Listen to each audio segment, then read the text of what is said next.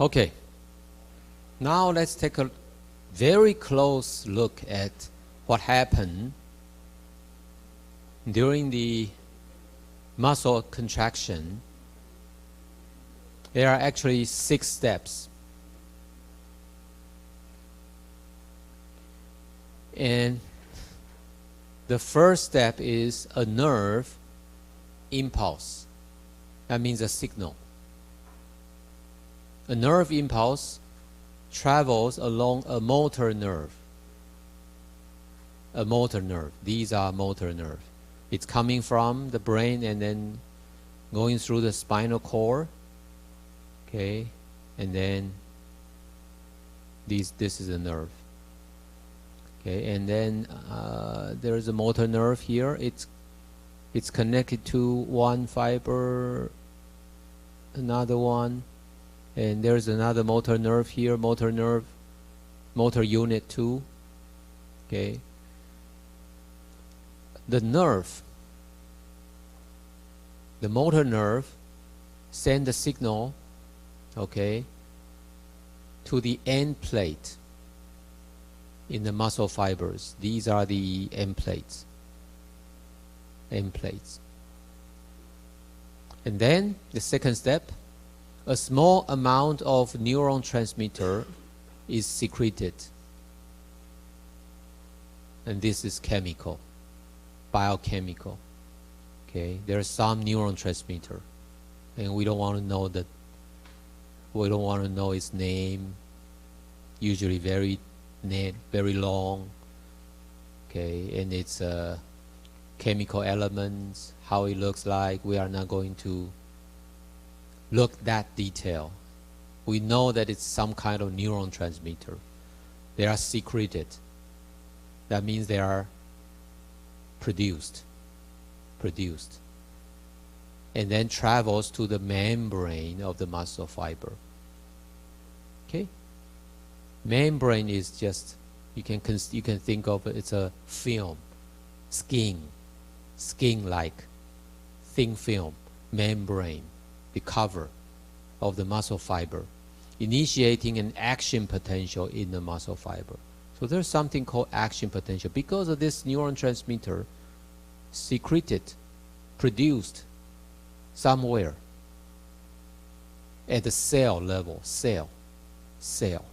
muscle cell level, and then it disturbs the whole thing. It changes the ecology, the balance, the state of the whole thing, and then there's a action potential. What is an action potential? It's physical. It's another kind of signal. It's physics. Potential can be measured. And what is potential? We learn physics. What is potential?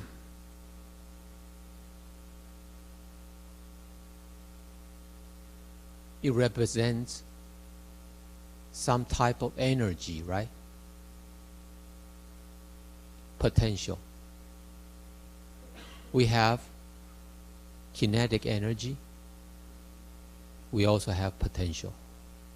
It represents some type of energy. So action potential is some type of energy. So when we measure it, okay, we can use EMG, electromyography. We've seen this kind of thing in last chapter. Have we? Still not?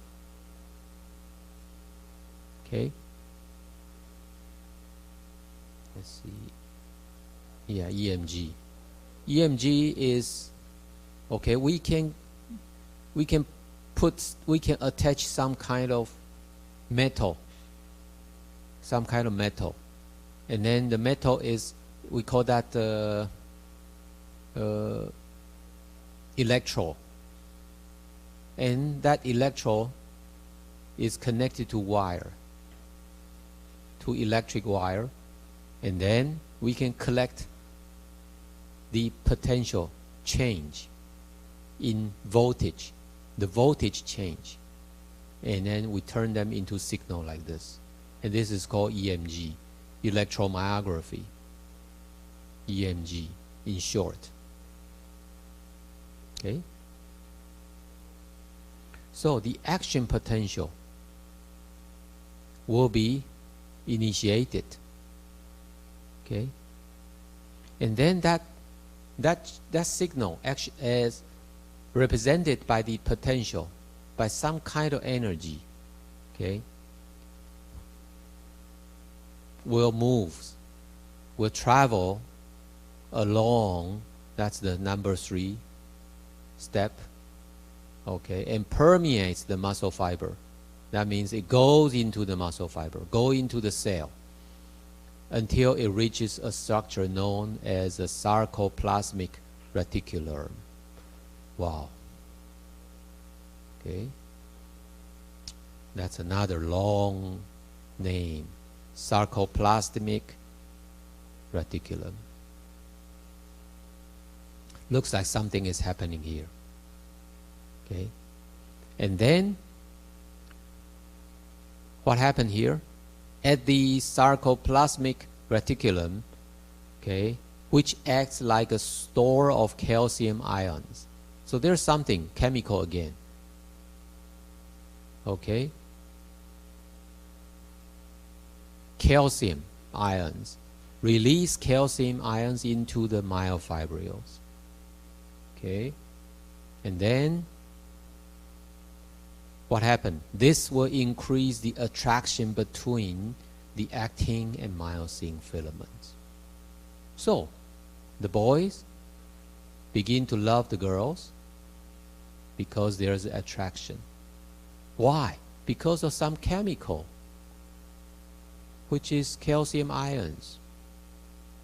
So now you know calcium ions so important. So drink milk.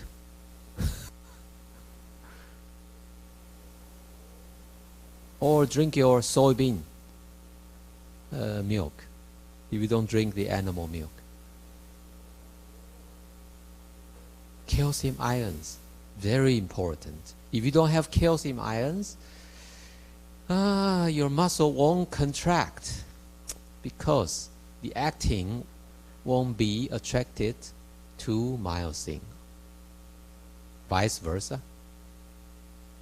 And this causes sliding action of one filament over another. And number 4 step is called sliding filament theory. This is a very famous muscle contraction theory. Okay, this is still a theory.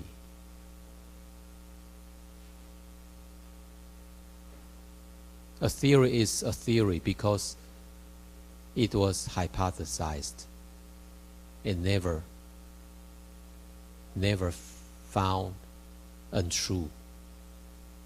So it becomes a theory. So what happened? Let's look at this again. That means this guy is attracted to this guy, this girl, and the sarcomere between Z line gets shorter because they are overlapped together. It becomes actually shorter. And imagine this. From here, so there are hundreds, thousands of the sarcomere within the fiber, and then everything shortened, everything gets shorter, so the muscle gets shortened, and that's a contraction. And then you see this shortened gets shorter, and it pulls the bone. So basically, it should shorten if the bone, both ends of the muscle, were loose. If they were loose, then the muscle contracts, the muscle length, because of the sarcomere shortens. It goes like this if this end is loose. But if this end is not loose, I'm holding it, and then muscle contracts, then it's not going to shorten, right? because it's fixed. But the muscle is still working, still giving force. Right? That's another case. But sometimes the muscle works, but I'm pulling it, and this guy is trying to resist, going this way, but I'm going this way. So the muscle is still working, but I win, so he lose. So the muscle lengthened. So there are three situations. Naturally, when the muscle contracts, the muscle length shortens. So it goes like that. But the other two conditions, the muscle length is fixed because it cannot move for some reason. The third case, the muscle actually lengthened while it's contracting. The muscle actually lengthened because I'm pulling it. Right? So this should explain to this kind of question. Okay? I used to have a lot of questions like this. Yeah, this should shorten. But ergonomics textbook tell me, okay, we'll see that. There are isometric contraction. There are, isometric means the posture, there is no movement. How can that happen? Okay.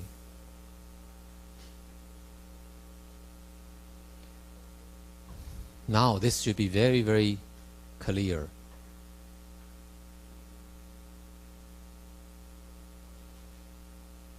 Okay. So again, let's look at the sliding filament theory. Okay, because of the iron, the calcium ion, then this chemical, okay, change the state. It's called equilibrium state or homeostasis state in the cell, and then that increases the attraction between the actin and myosin filaments, causing the sliding action of one filament over another. Oh, over another. That's interesting. So they are getting getting a hug to each other. Getting a hug.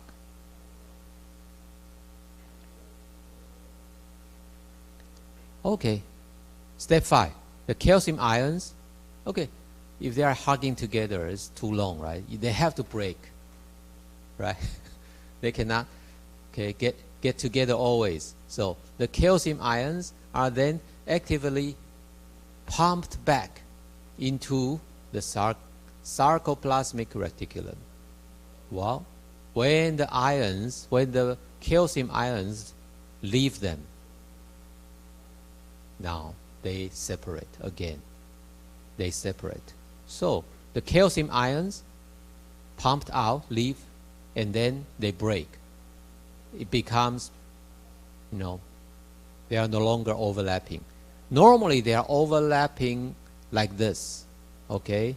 But when they contract, they overlap more. So this line to this line is getting shorter, okay? And when the calcium ions were leaving, then they come back to this state. Okay, now, so what you will be seeing is something like this. They are actually getting closer, then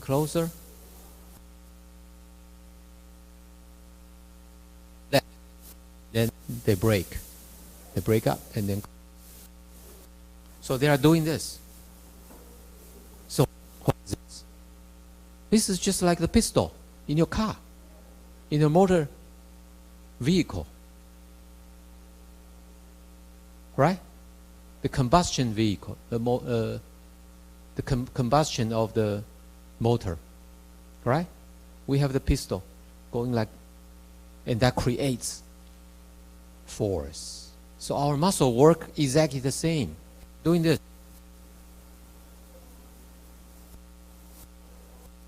Overlapping and breaking.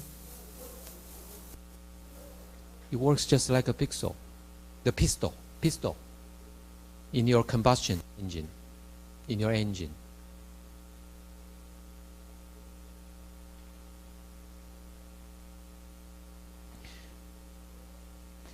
And if you are doing this, of course, you need energy. It also consumes some energy.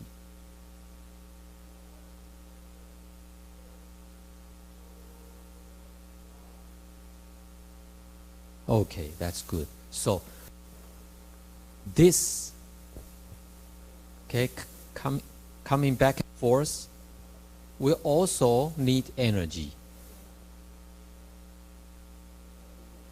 So the contraction generates force. We see the force, we see the movement.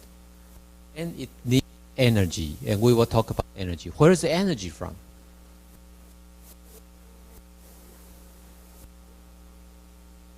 First, where is the energy from? Why does it need energy? The calcium needs to be pumped out. You need energy. There's a pump. There's something very similar to the pump. So it does need energy to do this. Secondly, when you're hugging and breaking up, it gets warm because of friction. So when you are working, what's going to happen? The muscle actually getting heated. The temperature increase because friction. Third, sweat. Right? When you're exercising, you are using your muscle. You sweat. Where is the water from? From here. And we'll talk about this. Why? Why is there water? Yeah, because of some of the biochemical reaction here. It produces some water. Fourth thing we consider to be waste, garbage, something that we don't want. It's created here. Some of the chemicals we don't want. And it's here. And the more you get, the more you work, you contract, the more you get. Eventually, you feel bad about it. Your muscle begin to get tired. If they cannot be taken out of the cell. So you need a very good metabolic process. If some waste, some garbage, some chemicals that we don't like is always here, eventually your muscle will be weakened. Your muscle cannot work. You get tired, fatigue. You get a feeling of your muscle, it's painful. Okay? Unless you have a very process to take those garbage out of this place.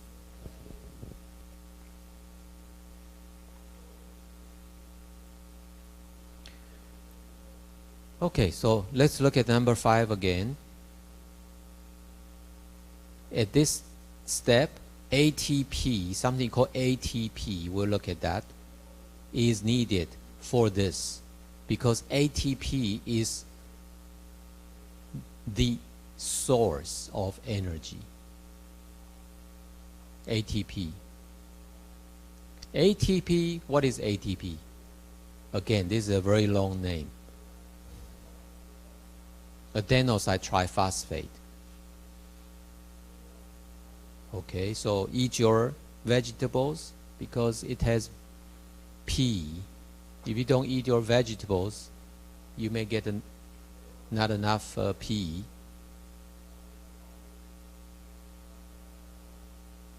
So ATP is needed here. Muscle contraction ceases. Okay. And then, number 6, you're waiting for a second signal coming from the brain, from the spinal cord, the second signal to ignite, to give you a loop. So it's working really like a combustion engine. The piston is moving, and you always have to give it some kind of ignition, fire, to fire it up. You continuously fire the engine up. It's like this. The signal is coming, always coming, and you're doing this.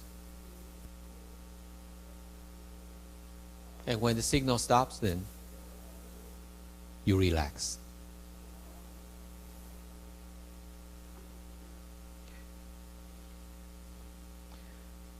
Okay.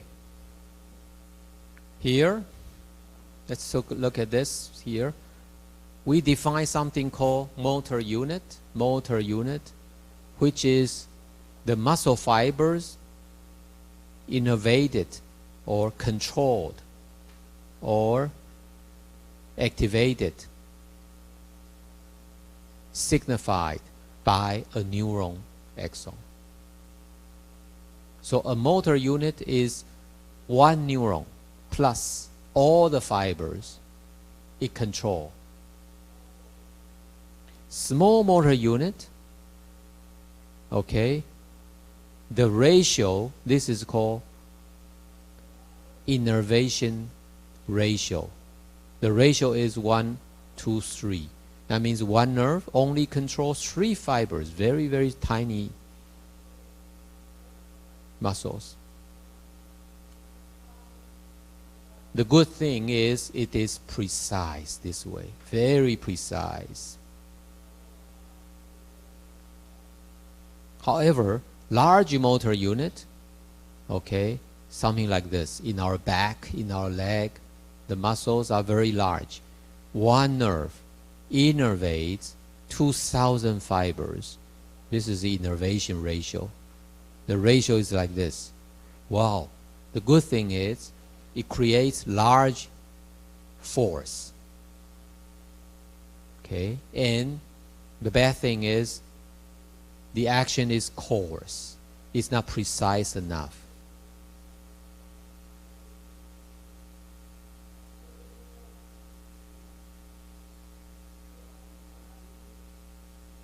Okay?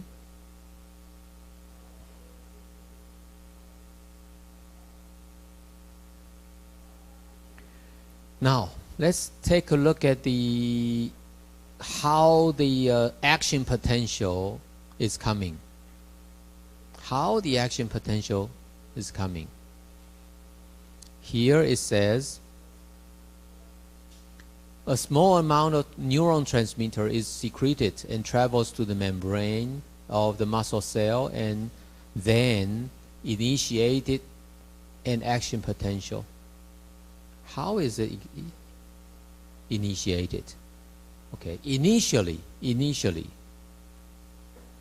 remember the muscle fiber is a cell. So the cell has a membrane. And within the cell, the condition is quite different from outside, right? Normally, there's a negative voltage between the outside and inside of the cell. And that is called membrane potential in terms of millivolts. Millivolts is 1,000th volt, 1/1000 volts, millivolt, very tiny, very small voltage. It's negative. Negative inside the cell, positive outside. Okay. So normally this is a normal condition. Inside the cell, the muscle cell, it's -70. Outside is 0. Outside is 0. If you consider that as a reference, 0 outside, inside -70.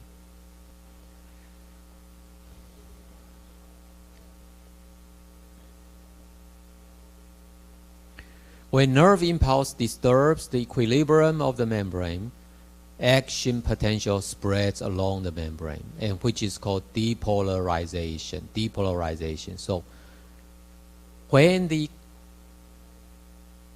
signal arrives, some chemicals which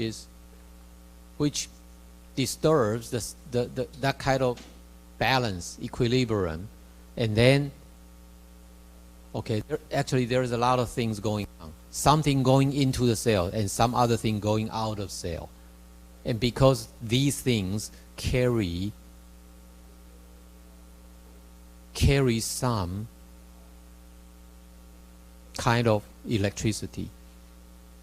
It's either positive or negative. When they switch, when they change. The inside now, if it reaches +30, now the inside becomes positive. Outside is still 0. Is a reference.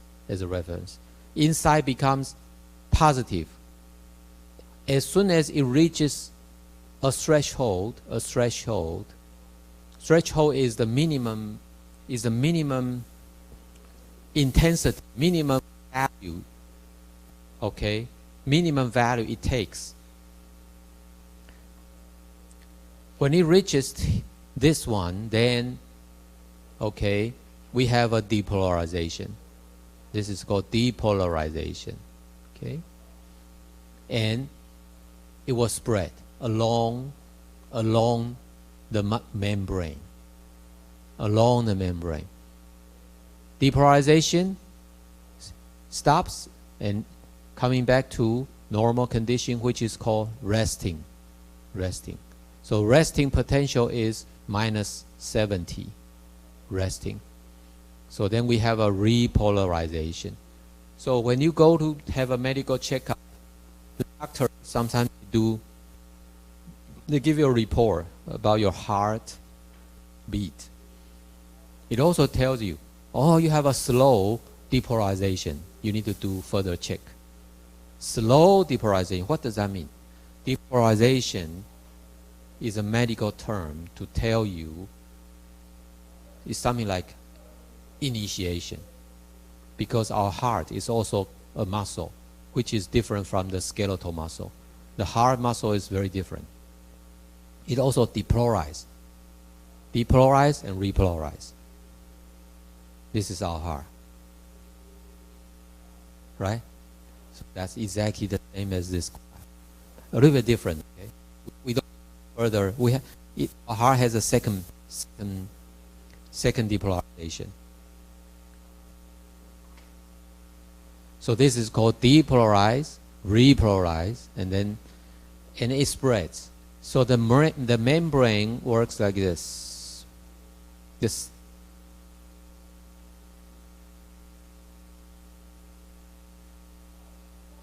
Suppose these are membrane.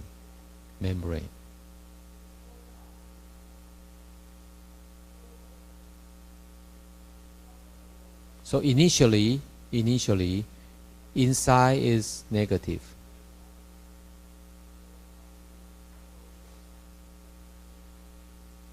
Outside is 0.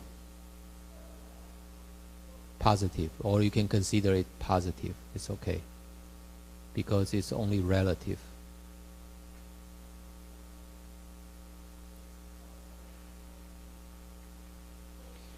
Now, if it starts from here, it change, it depolarize,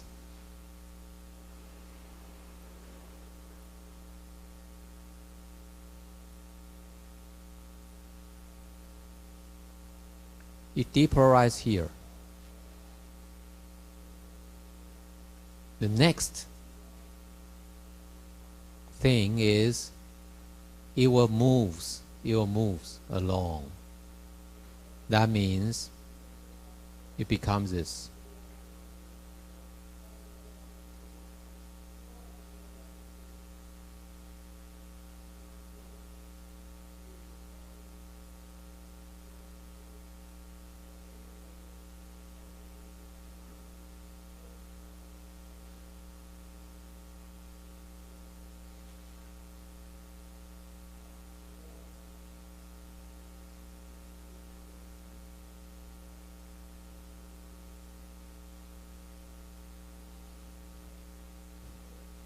Notice that?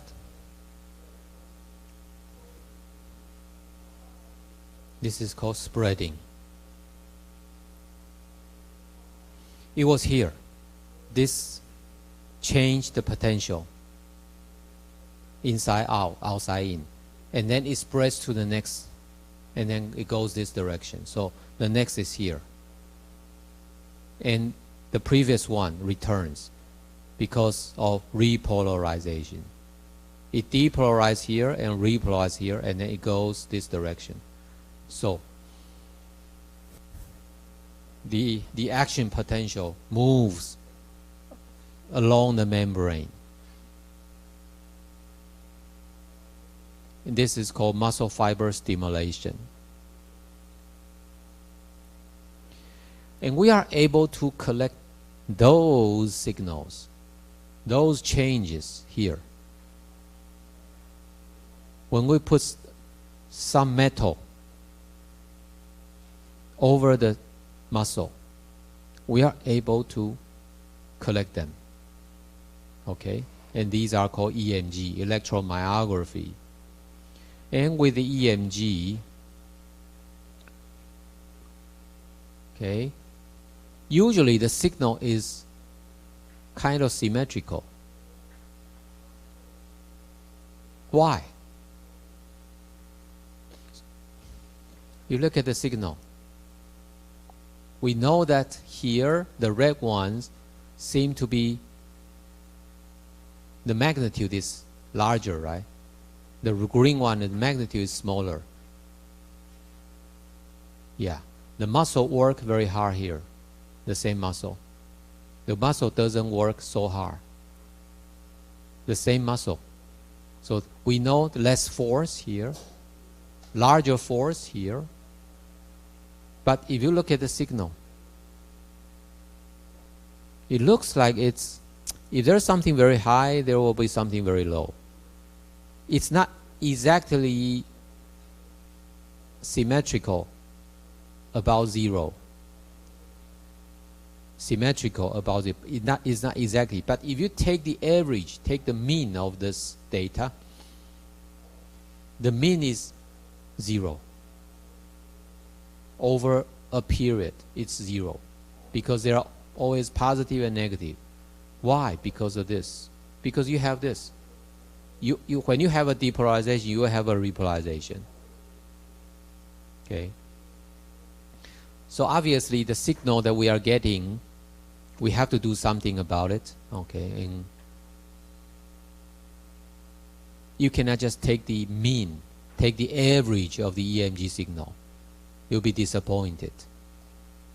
Because if you want to compare a condition like this, where you have a large force produced versus a smaller force produced, if you take the average and you compare them, they don't have any difference. It's not significant. Okay? Obviously, if you calculate the area, then the red one may have a larger area compared to the green one, right? Okay, and that's what usually we do. We integrate them. When you integrate them, you get the area for these signal, and then you can compare a very large force versus very small force. Okay, this drawing is wrong, a little bit wrong, because this is EMG in millivolts. Usually it's quite symmetrical, not exactly, but quite symmetrical like this. So this is just some random drawing. This is wrong. Okay, it should look like this, or this, or this. Okay.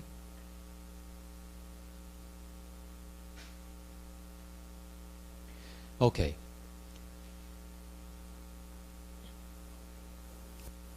There are some interesting principles or laws about muscle fiber stimulation.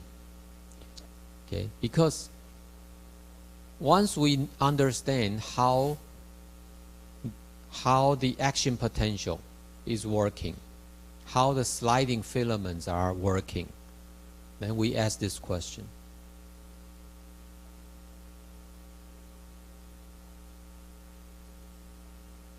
How can we control the amount of force? Sometimes you can have a larger force, sometimes you can have smaller force. Where is that from? Okay, so there are four principles. The first principle is called all or nothing law. It's either all or none. Once the stimulation reaches the threshold, then the action potential will continue to completion. That is, when you have a depolarization, you will also have a repolarization. It's not going to stop here. If it stops here, that means you have a big problem.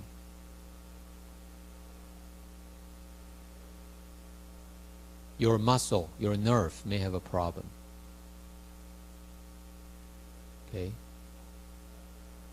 Normally, we'll be seeing a normal person who is able to control the muscle, so the movement is smooth. But sometimes you see some people with Parkinson's disease. Or when you play the basketball and you got a muscle spasm, right? It's so painful. It only contracts and never release. And that's what happened. Looks like you have a depolarization, but you don't have a repolarization.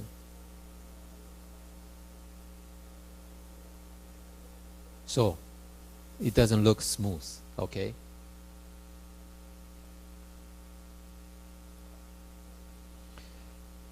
Normally, the stimulation continues, okay, and smoothly. Once adequately stimulated, a muscle fiber will contract completely. A contraction completely means something. You will have a smooth control. That's all or nothing law. The second principle is called temporal summation. Temporal means time. Time. Increased muscle strength can be achieved by increasing the rate of stimulation. If you stimulate, if you give signal to the muscle fiber before it has a chance to recover, okay, like this.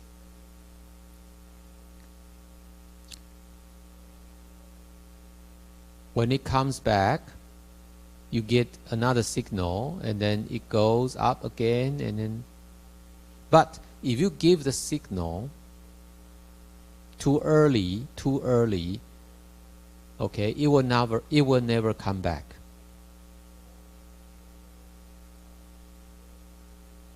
And it may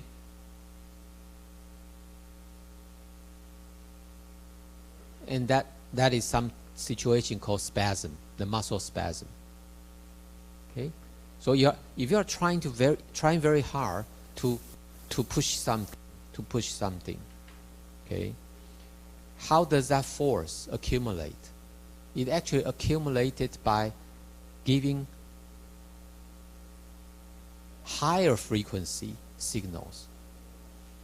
So the first force, is here, and the moment you get the force, and the second signal coming, so the force is still there, and that is called temporal summation. Okay. So by giving a more frequent signal, you are able to accumulate the force. Okay. So that is something like this. When you draw, okay, this is the force, and this is time. You have just one quick contraction, it goes like this, and then dropped. But before it drops, if you stimulate it, the force can be continued, like that.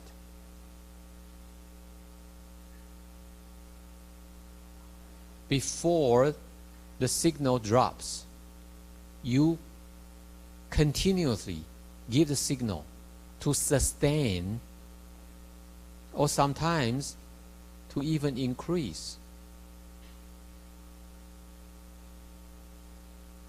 Like that. Continue to increase until it will not increase anymore. Okay? So static contraction is the case where, for example, I'm pushing this. You don't know how much force I'm pushing it. I can push it very hard. I can push it not as hard, maintaining exactly the same posture. You don't see any movement. How do I sustain? How do I sustain the force? It's like that.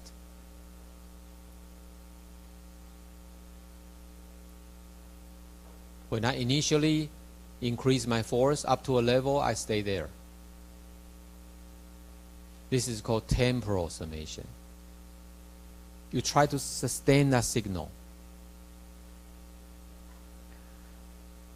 Okay? And then there's another one which is called spatial summation. Spatial, space. Space means space. We can increase muscle strength by recruiting more muscles, more motor units. Because each motor unit will be all the muscle fibers within within the same motor unit will be working simultaneously. But if you feel that this is not enough, then you can recruit, you can ask other motor fibers to join. So initially when I try to lift this bottle up, within probably just 1/5, 0.2 seconds, my sensor nerve tell my brain this is a little bit too heavy for me. Then my motor nerves coming back here to more muscle fibers to join this job and then lift it up. Within 20 milliseconds, 0.2 seconds. It's very quick loop. If you are trying to lift something heavier, okay, you recruit more motor units. This is called spatial summation. Spatial summation. Finally, size principle. Size principle says small motor units will be recruited first. Yeah, that's reasonable, right? Because you're always testing whether I get enough force. So you only recruit smaller motor units, and if you feel it's not enough, then you recruit more, and if still not enough, you recruit larger motor units. Small motor units are recruited first, and then larger motor units until desired strength achieved. And this allows smooth output and movement. But there's one interesting phenomenon we know. Sometimes when we look at some object which appear to be heavy because of the size, it's large. So based on your perception, you already prepare for a very heavy object, and you try to jerk it, and the box is actually empty. You overshoot. That happens, right?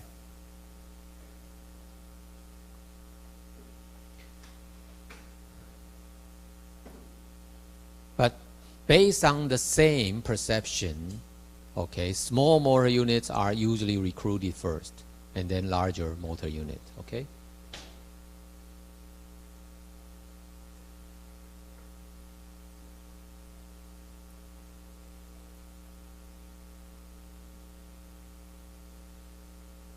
Okay, now, remember this? This is sarcomere, okay? And this graph, this picture shows you the 3 different conditions. When a muscle is not working, a sarcomere has its own, we call that resting length, or relaxed length, resting. It's not working, it's resting. So this can be considered as original length. Okay, and it looks like this. This is the myosin, this is the actin. Okay, and it's overlapping partially. Okay. When you have a contracted muscle, okay, what happened? The length is shorter compared to the relaxed one. Why? Because there are more overlapped area. So the sarcomere gets shorter than the above one. Right?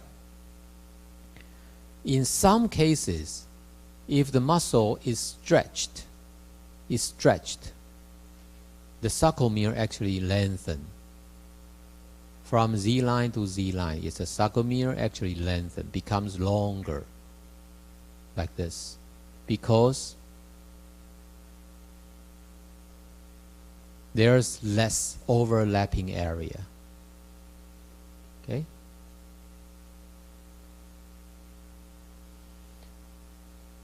Okay, let's see. Yeah, okay, we finished the muscle contraction.